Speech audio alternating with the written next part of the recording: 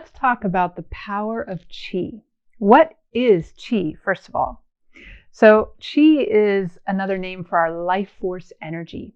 You can also maybe sometimes hear it called ki energy or prana. So it's this essence within our physical body. It is a physical energy, but it's also a subtle energy. It's something that we have to cultivate within us. But it's your life force, right? So kids tend to be full of life, right? They've got a lot of life force energy. They're out, they're active, they're, expressing. But as we get older, sometimes our vital life force energy gets depleted through our experiences of life, through our work, through various, dynamics that we have to deal with, through health issues. So sometimes our life force energy can get depleted. And yet there are tools and techniques and methods that we can use to help strengthen that vital life force energy, to strengthen our qi. Now, in addition, when you have strong qi, you will have, it's like you have the fountain of youth within you.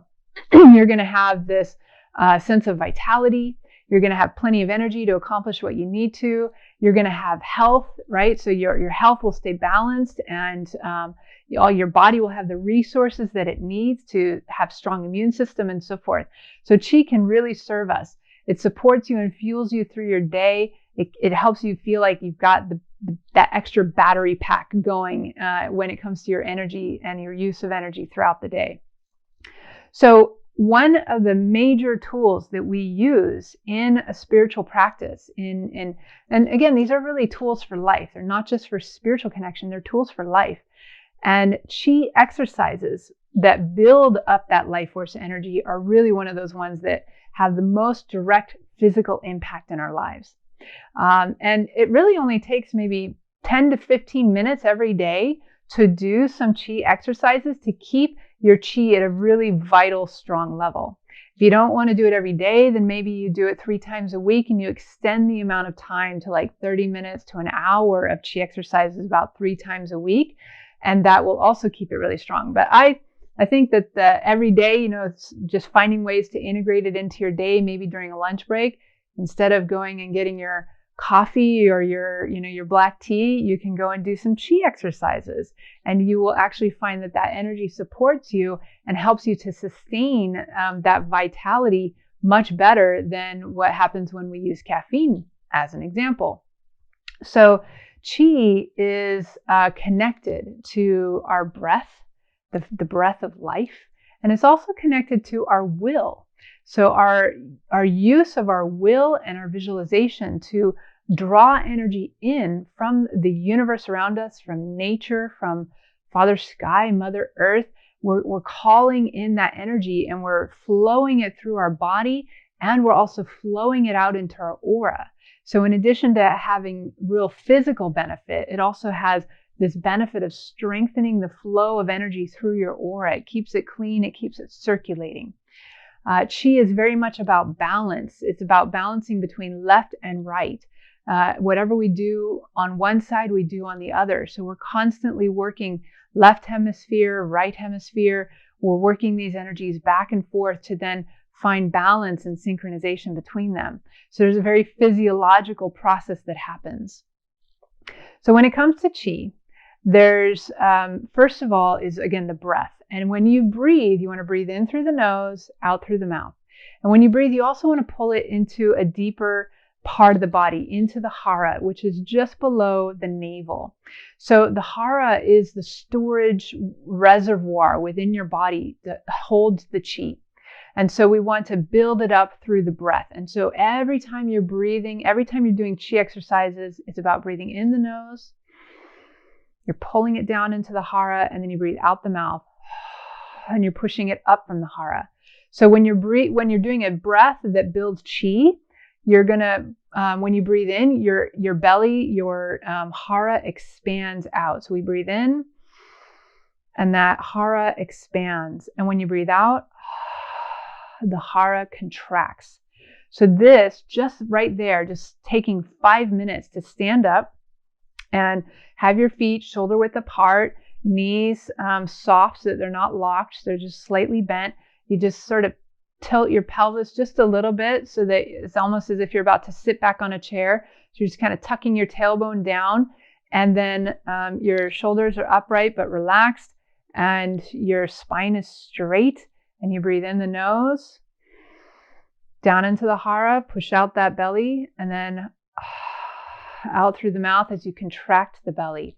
And just close your eyes and do 5 minutes of just focused breathing. You can even put your hands on your hara to focus your attention there, right? Remember, we're connecting to our will as we draw in that energy. And just spending 5 minutes just doing that with the breath already is going to start to build the chi. Now, when you want to start to move the chi through your body and build it up even more, that is when we start going into a moving meditation. It could be qigong, it could be tai chi, it could be chi do, it could be some kind of martial arts like Wing Chun has its own qigong method. Aikido does as well. So there's a lot of really great chi exercises and methods out there. All of them are good because they're all working with that chi and building it up. So pick the one that works for you. In the Modern Mystery School, we work with a system called Chi Do, which was created or sort of gathered together by the founder of the Modern Mystery School, Gudni Gunnarsson. And it really is very simple. What's great about Chi Do is that anyone can learn it and you can very easily remember it. There's not a lot of fancy moves that you have to try and remember. Like in Tai Chi, it's beautiful, but there's all these little intricate fancy moves, and there's 108 different steps that you have to remember. Whereas with Chi Do, it's really it's the foundation. It's the basics of Chi movement, and we can really easily do it to circulate that energy through our energy field. And then from there, we can take it into a free form of Chi movement. So on another video, I will share some Chi Do with you where we can get a little bit more distance and I can show the full form and the full moves. And so you can watch for that video in the future.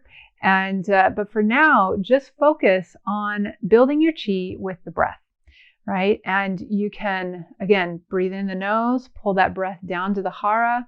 As you're breathing in, your hara expands, and then as you breathe out, it contracts. And you can put your hands on your hara on the low, just below the navel, and just focus on that breathing. And with each breath, you can imagine light coming in from the universe around you, and that light builds up in your hara, and you just continue to build it and build it and build it until it feels really centering, very peaceful, very calming, very balancing. And so spend about 5 minutes in that chi posture with that breathing, that focused breathing, and just notice how you feel afterwards. And then, like I said, if you, when you start to learn the Chi Do or Tai Chi or Qigong or any sort of Chi method, then building your way up to doing, at least 10, 15 minutes a day of Chi exercises at any point during your day, sometime in the afternoon, or if you want to start in the morning, whatever. But it energizes you, but it's a calm, collected, balanced, centered, energizing. Rather than it being kind of a frantic energizing, it's like really calm, really grounding, really balanced and connected to the body, yet energizing and really giving you that vitality to fuel your day. So enjoy building your chi.